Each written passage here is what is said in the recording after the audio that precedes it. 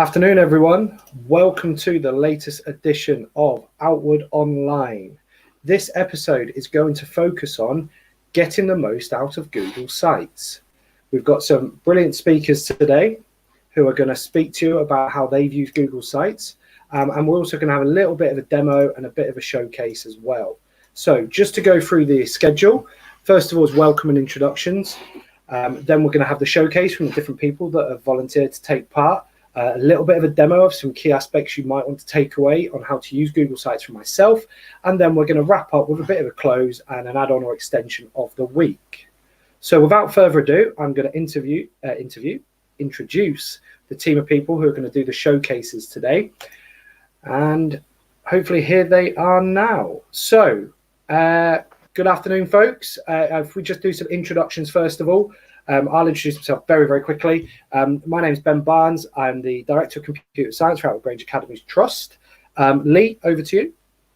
Yeah, hi, I'm Lee Woods. I'm an Associate Vice Principal, currently based at Outwood Grange Academy. Brilliant. And what subject do you teach, Lee, just for reference? I teach English, Media Studies, and anything really. Okay, brilliant. Emily, do you want to introduce yourself?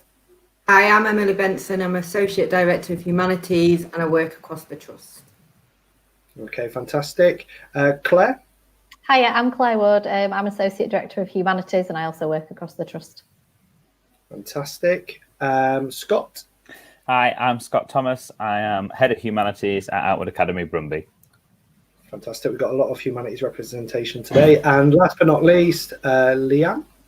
Hi, I'm Leanne Jennison. I'm an Associate Director of Science working across the Trust. Okay, fantastic. So each of these people are going to showcase you how they've been using Google Sites in their roles. We've got some really exciting things to show you today. So first up then is Lee. So just start removing some people and we'll get Lee set up. So Lee, if you want to sort your screen out. Yeah. Okay, fantastic. Over to you. Okay, so today I'm just going to talk about a website that I set up quite a few years ago now. It's called the VMG website, and it's a collection and a curation of resources that we've brought together in one place, and that's one of the beauties of Google Sites. So I think the important thing with a website is understanding the plan. You know, what do you want to achieve? So for this, we wanted to make sure that we had consistency across all VMGs, and we had activities that staff and students could use instantly when they walked into a classroom.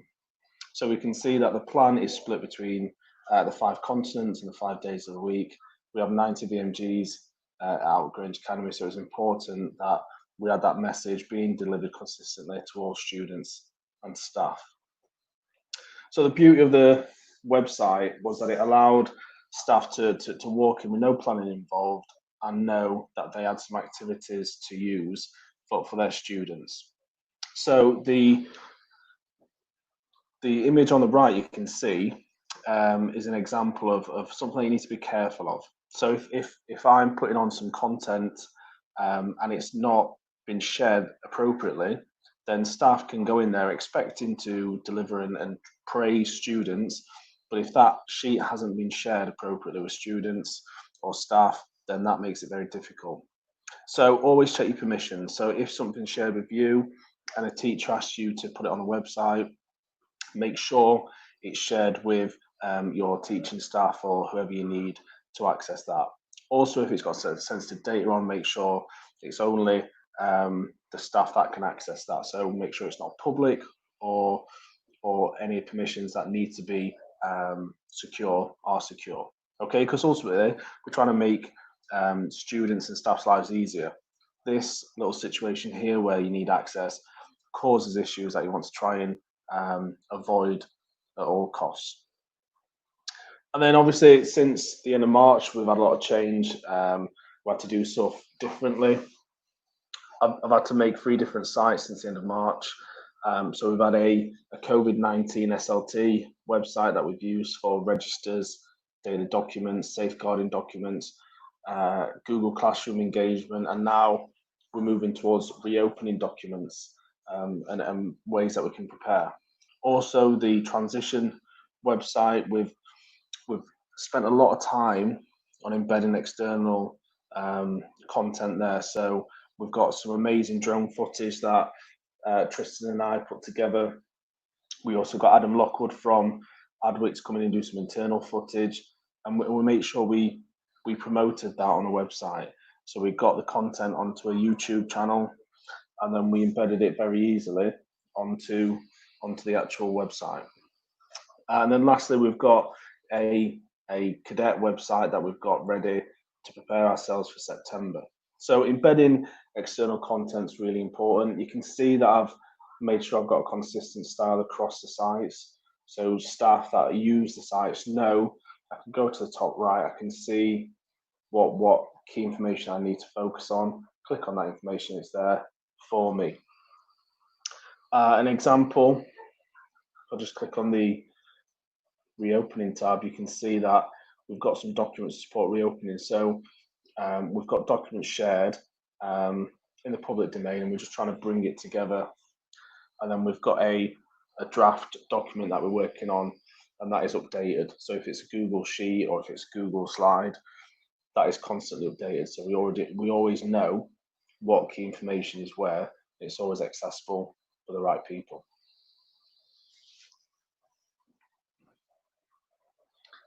And I think that's back over to Ben.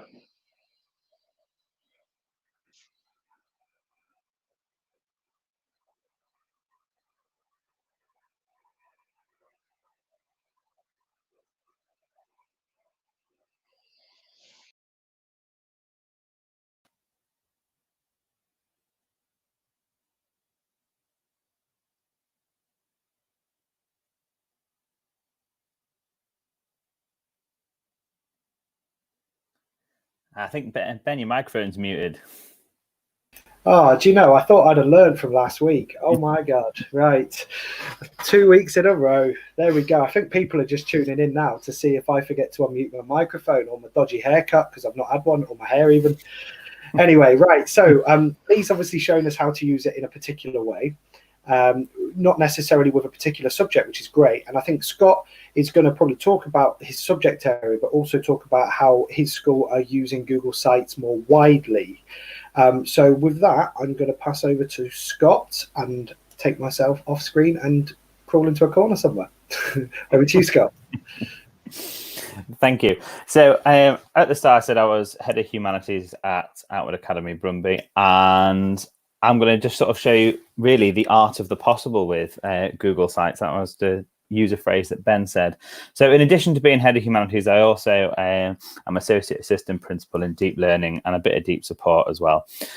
So what we've done at the academy is we've built a intranet site, and we did this because as we moved further through Google Drive and people started to share more and more documents, there was an increase in people not being able to find those shared documents as quickly. So we thought to pull it together and to really make sure that everyone can find everything that they need quickly, we've started to build this. So you can see it right at the start. We've got our deep learning update available to all staff, which is updated weekly. We have our academy calendar that's set in Google Calendar, which emails all staff in the morning with an agenda for that day. And each department and faculty has their own secure area within the intranet, including things like inclusion and teaching and learning. We also have links to our key academy documents, including enrichment registers, IT booking systems, our safeguarding procedures, and our G Suite training. And we've also built a bespoke support network that goes behind all of this as well, just for Brumby staff. So the idea behind it was to put all that information in one place where people could find it quickly and easily, no matter where they were, whether they were at home or whether they were on site.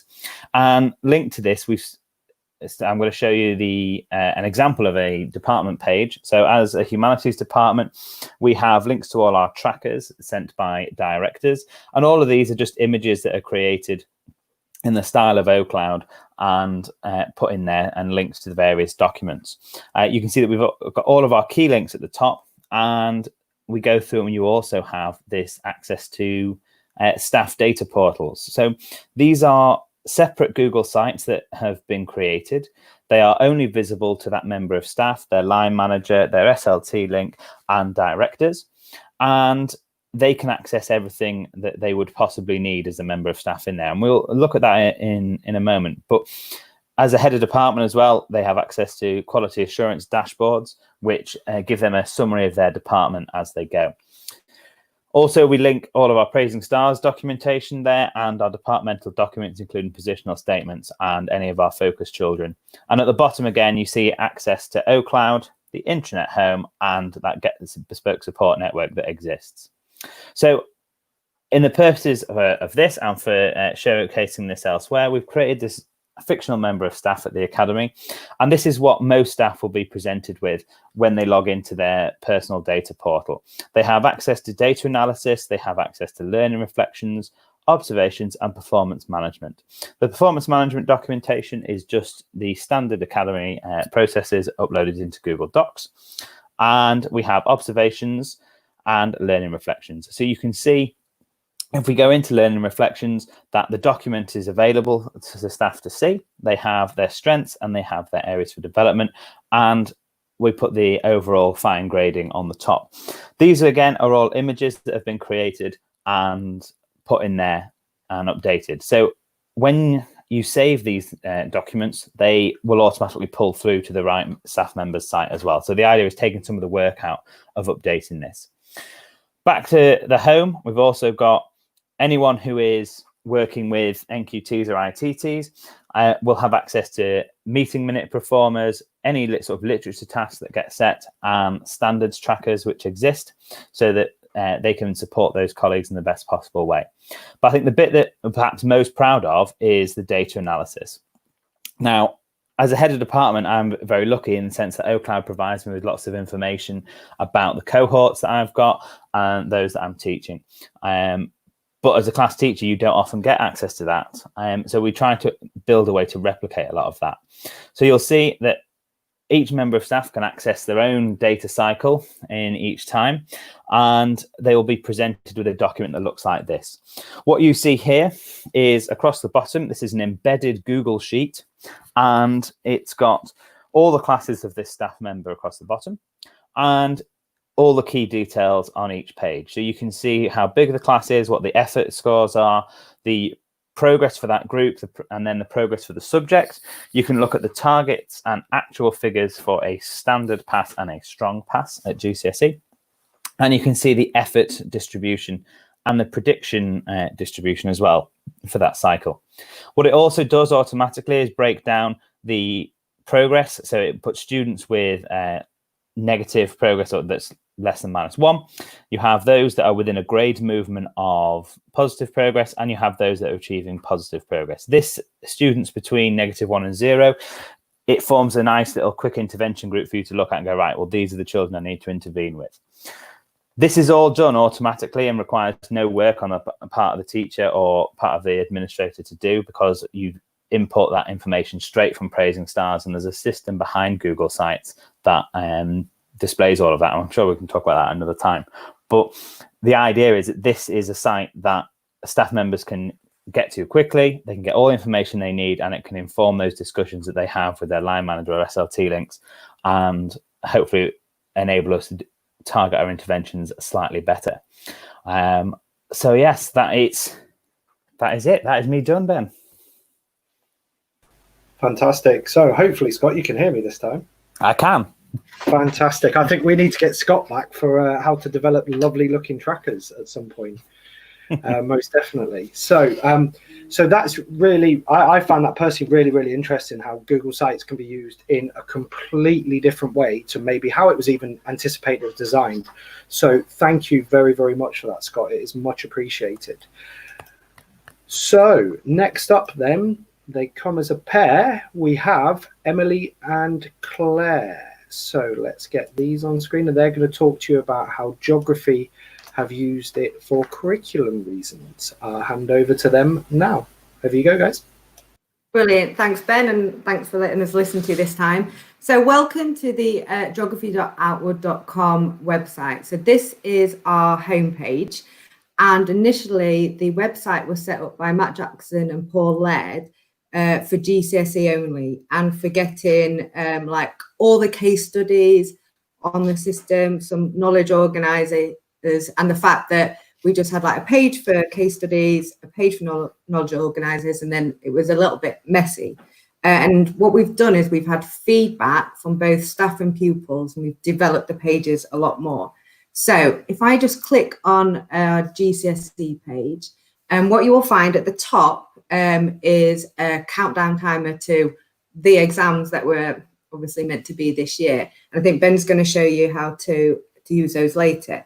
But what this does, it actually gives a purpose to the pupils, to the students to use the website.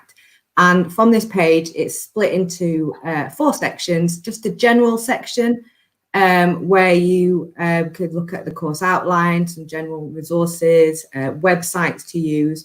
But what is really important is that we've split, there's 3 papers in geography, and we've split the website up like this. So each topic, it has its own little page. So when you click on Living World, and I've just uploaded this already, what you will find on the page, we've got checklists, keywords, there's games they can play, core knowledge organisers, case study and example sheets. And all these checklists and case study sheets are used in lessons anyway, so they become familiar with them. And then there are also a number of YouTube videos which they can access at home, so they can expand on their knowledge. From feedback from both staff and pupils, what they wanted is they wanted revision materials, so we provided them for them, and they wanted practice paper and exam questions and just model answers, really. So what's really important is when developing a website is that you do get your feedback from the staff and pupils. Each page is a consistent page, so it will flow. For example, it will always start with your checklist and your keywords, doesn't matter what topic it is, and then it will go on to, like you've just seen. Some of the issues that we've had is that these are live documents. So if we make any changes to them, if we spot any errors or we want to update, for example, the keyword list, it will automatically change on the website. But what we found is initially when we set up a website, we had a separate folder for the documents we wanted to show on the website, and therefore the changes weren't happening. Another one that Lee mentioned earlier about getting access to it, so students can get access to it, you have to make sure the document is shared in Google Drive. So building on from that, what we decided is that actually we wanted year 7 and 8 to have a part of the website, but this was more for engagement, getting them to be excited about geography and how wonderful it is. So over the last few weeks, Paul, Ed and I have developed a variety of activities. We've got games there, famous geography, the wow wall, and what I like the most is a virtual fieldwork. So they can go around the world and look at a load of webcams, and you have to check when developing like your website that these webcams are working and there's nothing, you know, that should be bad on it. But for example, my favorite is the Seal Lion Beach. So I can just go there and now watch the live cam of the seals, and it's absolutely amazing. Some of the kind of like the importance of it. So in terms of the layout, it is all consistent. We've used purple. The size of the text are the same across all the pages. And it's just a matter of it looking nice and kind of neat. Just looking at some statistics for the website, the other day, we noticed that we had 51 views on the website on Monday, 55 yesterday. Always goes down at a weekend, the amount of people that use the website. But over the last 28 days, we had a massive peak on the 6th of May. And that's because we used and introduced the A-level website, which Claire's going to talk about in a moment. But what we want, our next step is to make sure that the people who are visiting the website, they're visiting for long periods of time. So at the moment, they're only visiting for about 3 or 4 minutes. So it's clearly they're just having a look and disappearing again. And then of those returning, about 33% are returning regularly. So that's something to work on. So I'm going to hand over to Claire to talk about the A-level website. Hiya. Oh, thank you. So the purpose of us creating the A-level website was, I think, just to make a tool for students that help them to revise effectively and also to support them with their home learning. What's great about this website, I think, is that it's got all the key information, documents and revision all on one site. Now, in terms of what works well, we decided, similar, I think, with the GCSE, to go with clear headings. So you'll notice there are 4. So we've got the general paper 1, paper 2, and then the geography fieldwork investigation. And I think this just helps students to navigate around the website. If you look into, I think, paper 1, where the coastal section is, because this is the one of the ones I did recently, we felt that actually having clear headings and subtitles obviously makes it more straightforward for the students to know where they're going. Now, when you go into this course, you'll notice that we've got study notes, we've got keywords, we've got activity sheets, there's case study information, exam questions we've added recently from feedback from our colleagues, and then finally the YouTube clips.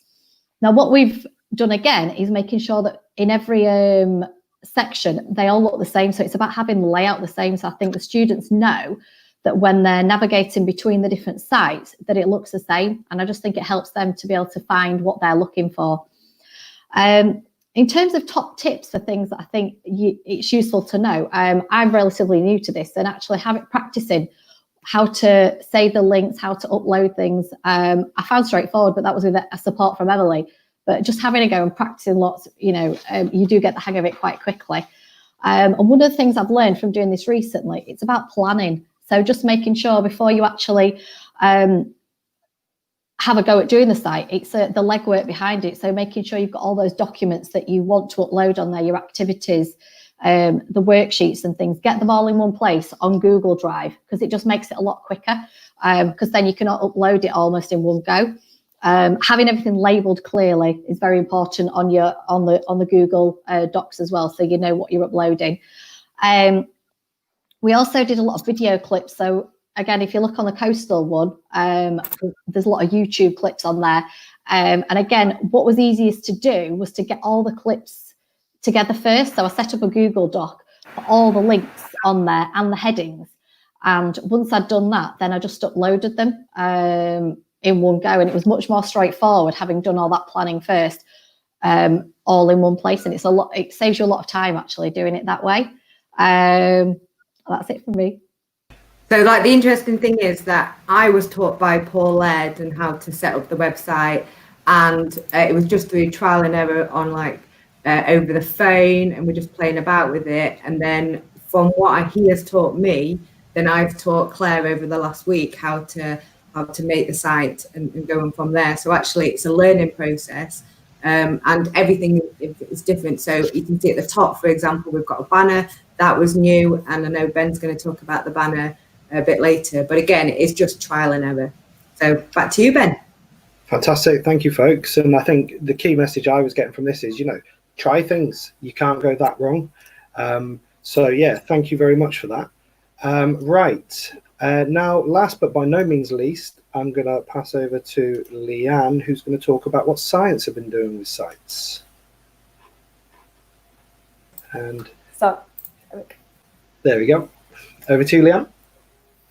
hi everyone. So one of the things I've been working on over the last few weeks is a new website for science. We had different websites depending on what region or what academy you were in. And we made the decision that it was time to merge everything that we had on all of these fantastic sites into a one-stop port of call.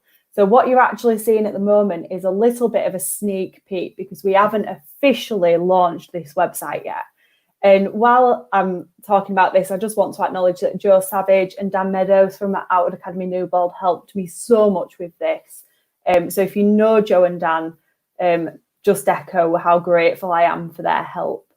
Now, what we wanted a site where no matter what age or stage a student was at in one of our academies, they could go to, whether they were wanting to revise for terminal examinations or whether they were just struggling on a certain topic.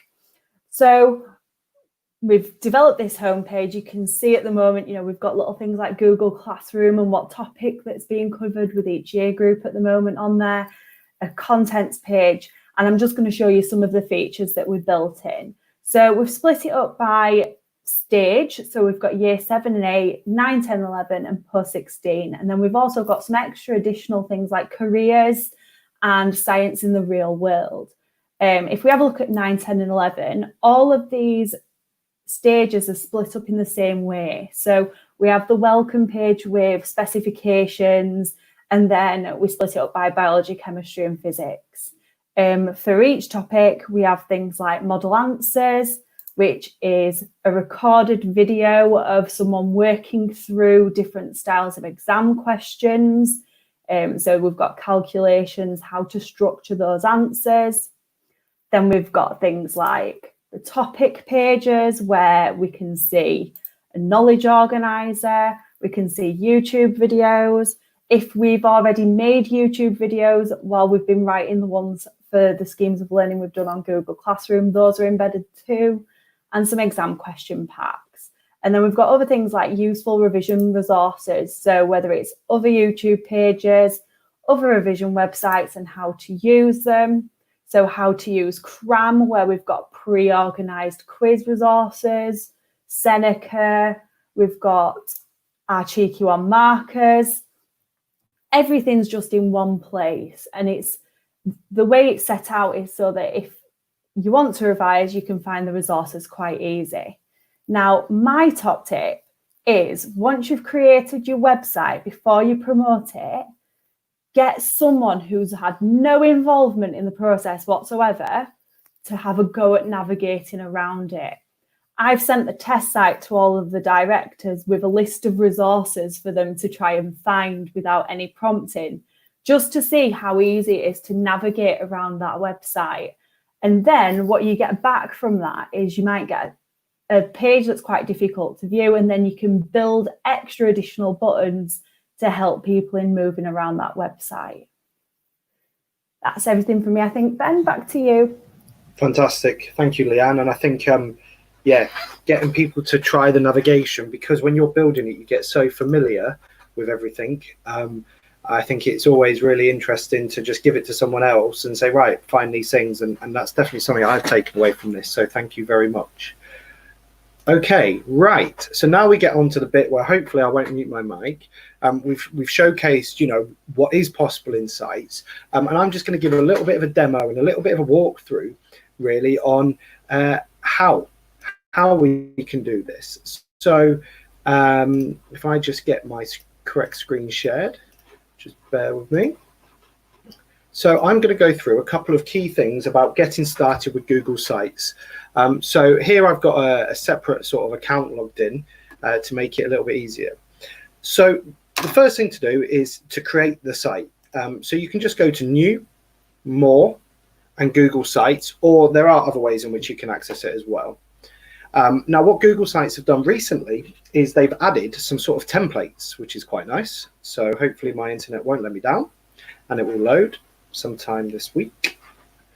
And when it's, come on Google Sites, and when it's loaded, it will either give you a blank site, or if you just go to sites.google.com, you'll be able to choose a template. And the key thing here is you've got three sort of tabs on the right hand side, which I think is everything you need. So you've got insert, and it gives you all the different options you can insert. Gives you pages where you can add new pages, but personally a lot of people talked about consistency. So what I tend to do is get one page using the colors and the layout and everything that I want, and then I click on the three dots at the right hand side of that page and then choose duplicate, so that you don't have to do all the layout features again. And then you've got themes, and the reason Google's done this is so that you don't end up with rainbow colored websites, basically. But you can choose a type of theme and then choose like a lead color.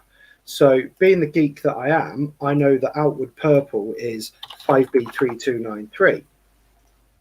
But I can select that, and what that will automatically do, if I start adding some content to this website, if I insert a text box, I can change the section background, and you can start using those fonts and so on and so on. So I'm just going to write title here, and you can choose things like headings and stuff. So it does prevent too much customization, and notice how it's gone with the Outwood purple.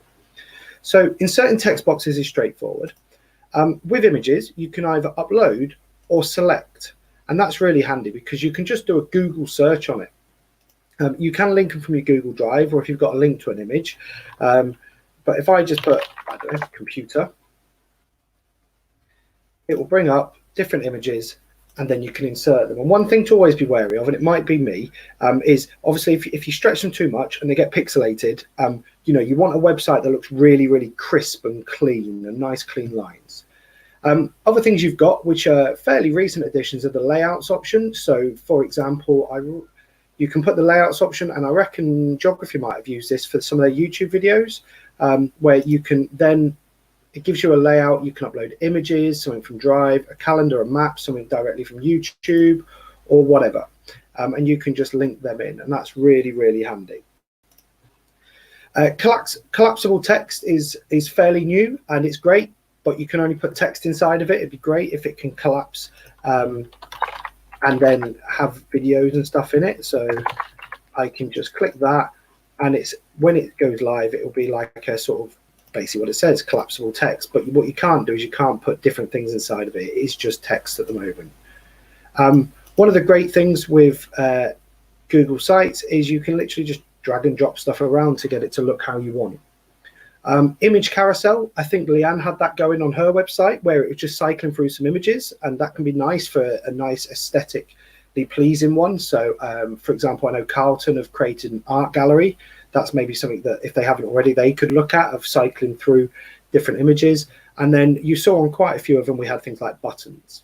Okay, so you've got a whole host of basic features straight away that you can do. And what I'm going to do is just show you very, very quickly how to embed different content. Now, the thing that's worth noting here is you want all the documents that you're embedding, unless it's a PDF, as Google Docs, Sheets or Slides. Unsurprisingly, Google Docs, Sheets and Slides embeds far better than Microsoft products.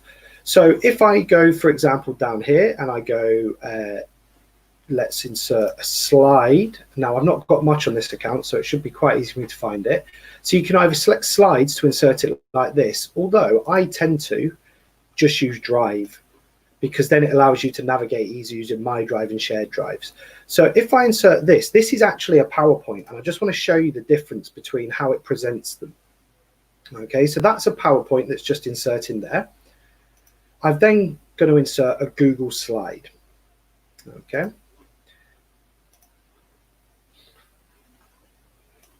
And I'm just going to put them side by side so you can see. It's not the exact same presentation, but it's pretty close. So with Google Slides, you'll notice you've got this navigation bar along the bottom, okay? And that's really, really important. You've also got settings, so you can do things like loop the playback and make it auto start. So if you want it to actually just cycle through a set of slides, you can do that because it's a Google slide. And as you'll see in the background now, it's a bit quick, obviously, but when it reloads, you'll see that every couple of seconds, the slide will automatically change. You can also, when it's in view mode, like when you actually publish a website, which we'll come on to in a minute, you can pause it, you can open it in an editor and then start editing or making a copy and editing their own version, which is useful for students. If it's a if it's a PowerPoint document, it does embed it, but as you'll see, it's very, very static. It's almost like putting a PDF in, and then you can only just scroll between the different slides and stuff. So the tip is use Google Slides, Docs and Sheets a lot more. So that's slides. As you saw from Scott's presentation earlier,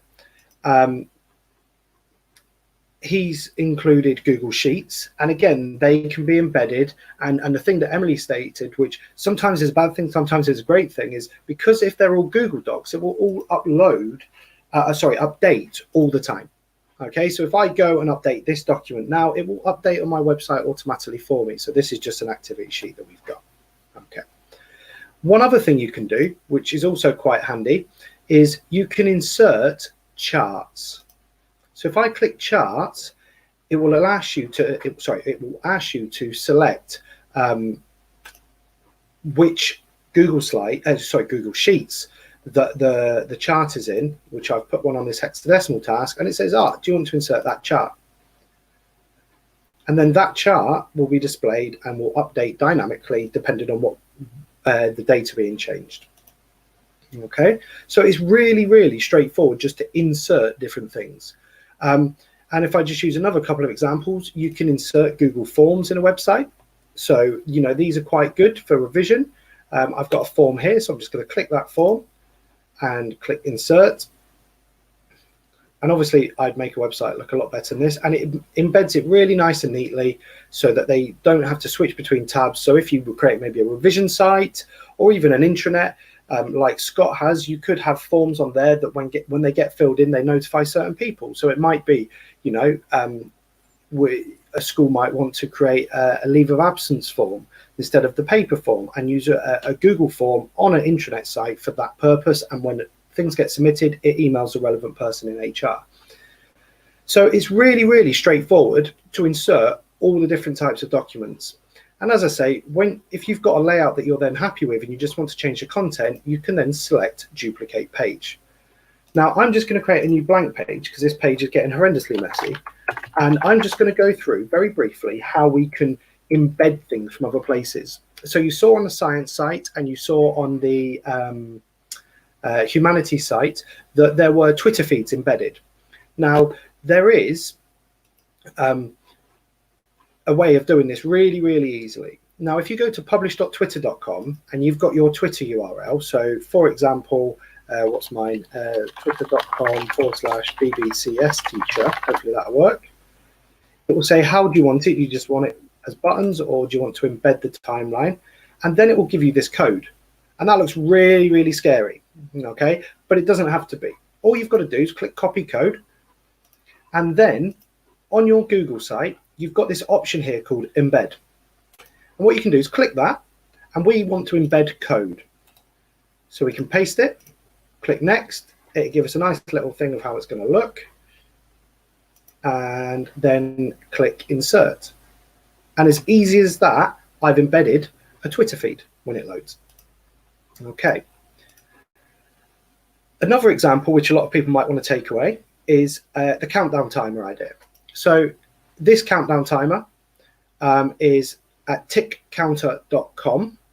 And basically it is as straightforward as it looks. So you can just choose your time and date. So my birthday, so no one forgets it. Why is it? Come on, 2020. We're not getting ahead of ourselves yet. Okay, so I expect lots of, you know, happy birthdays and stuff now. 85 days to go.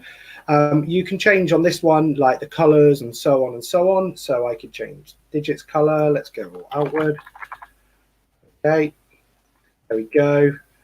And do the same with the name color, or do whatever you want with. So you can keep it in keeping with the theme of your website.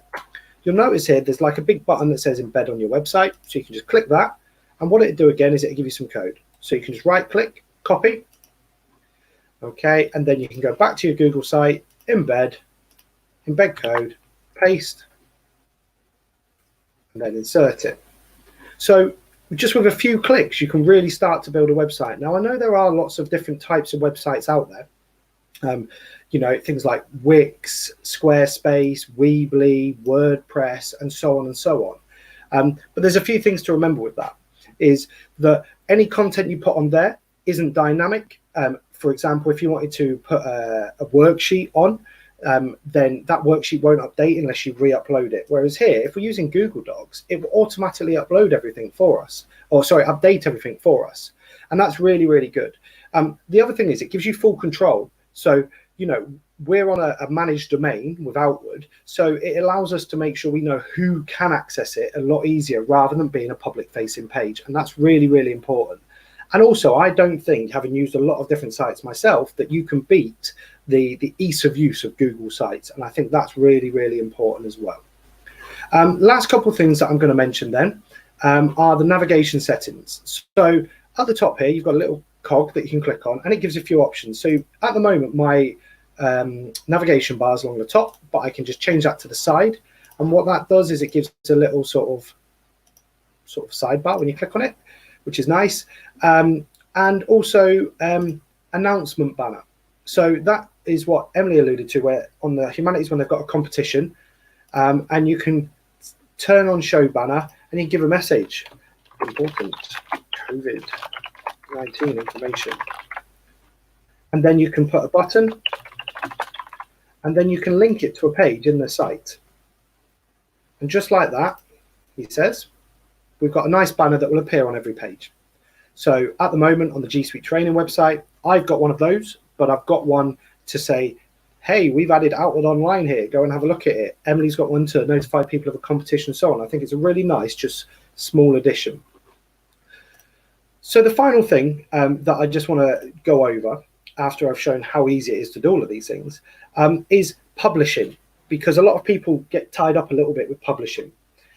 So when you want to publish your website, you can click publish and you can give it an address. I'm just going to call it test website. And below it says, this will be the website address. Okay, so once that's published, you can view it from that location. Now, as Scott alluded to earlier with his sites, only certain people can see certain sites. So here we've got who can view my site. So I can click manage. So by default, it will publish it internally. So it won't be, if I just went on that website, it wouldn't be available to everyone. Okay, but, oh, they changed it. There you go. So the draft is restricted. The published site is Outwood Grange Academy's Trust. So anyone with that link will be able to find and open it. If you want it to go out to everyone, you can select public. If you want a public facing site, but obviously just be cautious of that. There's a lot of people that like to just moan about anything. So we've got a bit of an issue, you know, if people have, you know, just want to have a moan about something basically. Or you can do restricted, which is where you can then start sharing it specifically with people. Okay, so, and then you can click done. Now I'm just going to publish this to Outwood Grange Academy's Trust. So that's now internal. The one thing that's really worth noting with this, and it's just one to be cautious of, because student accounts are also part of Outwood Grange Academy's Trust, if a student got access to a website that you'd published that had certain information on, if they found the website link, I mean, they've got to find the link, okay, they will be able to view it. So it's just worth bearing that in mind. And then you can click publish. And from that point on, that will be your website address. So I'm just going to click publish on my horrendous website. And then I'm going to go view published site. And here we have my absolutely unbelievably awful Google site. When it all loads, PC's having a little bit of a meltdown. So that's really pretty much an overview of what I wanted to show you. There's just a couple more things really to round up today. And then we'll welcome everyone else back in and say thank you. So I just get loaded back up. Perfect. So the final things really is I like to put in add-on or an extension of the week, something I come across that I think is really useful. Now, this may be useful for some and not useful for others at the moment, and that's absolutely fine. But I've come across Equate.io. And this is a little extension that you can just find it by Googling Equate.io extension, and it allows you to either handwrite if you're doing anything on a tablet or a touchscreen. It even allows you to speak certain formulas, which is pretty impressive, or just choose to create nice mathematical symbols if you're maths or science teachers, straight into Google Docs and slides and anything else. So it's just a nice little extension that I've come across that allows to format these nice and easily going forward. The final things from me really are, and there's been about 370 people already that have registered their interest. If you're finding these useful and you just want to learn a little bit more off your own back, the Google Level 1 Educator certification you can do. The Trust will pay for the test, which is great, so we don't have to pay for it. And all you need to do really is go to bit.ly/getmegoogle-certified. Okay, and then you fill in the form and then you get all the information from there. One thing that's worth noting, we've had a lot of people already sign up. We've had quite a few people already do all the training, which is great. It's self-led, you do it at your pace, and have requested their test voucher. We've ordered them, we're just waiting on them. So if that's you, don't worry too much. You will get them as soon as we have them. And then finally from me, last week's episode had like over 400 views over the week, which is great. So obviously people are watching it, finding it useful. We've seen it being in quite a few bulletins and so on and so forth. We've got a couple of people that have already registered their interest in taking part next week. So we're going to keep them at the same time each week. But if you want to share anything at all, okay, it can be, you might think it's really basic, but it might be that little tip that's going to help a lot of people. You can sign up or register your interest, so I can contact you at bit.ly/outwoodonline. And finally, how to find the episodes. Well, the G Suite training website has a new Outwood Online section. So if you go on there, it will have all the new episodes and so on and so on. So without further ado, let's hope they're all still here and they've not just left. We'll bring back on everyone. Oh, there you go. And what I'd personally like to say is thank you for putting yourselves out there, guys, on the line, as it were. You are now officially live YouTubers. So if you've got kids or stuff, you can like be the cool parent and go, hey, guess what? I'm a YouTuber. But personally for me, thank you very much. And thanks for sharing. And hopefully, and I'm sure they will have, all the people will have found it really useful. So that's it from us for this week. We will see you next week. Take care of yourselves and we will see you soon. See you later, folks. Bye, everyone. Bye.